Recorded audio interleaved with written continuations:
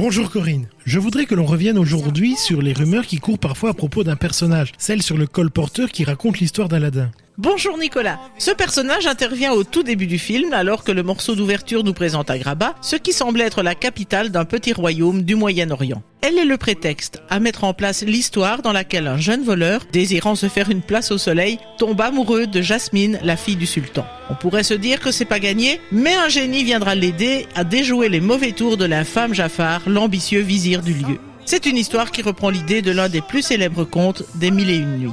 Et effectivement, c'est un personnage qui semble extérieur à cette histoire, un colporteur, qui nous la conte à travers un très joli morceau aux accents orientaux, Arabian Night. Oui, apparemment, selon les rumeurs, ce colporteur serait le génie lui-même. Ce serait effectivement la première apparition de ce personnage haut en couleur. Des indices ? Eh bien, si on y regarde de plus près, le petit marchand porte la même barbichette en forme de virgule. Et ce sont les deux seuls personnages du film à n'avoir que 4 doigts à chaque main. Étrange pour un humain, non ?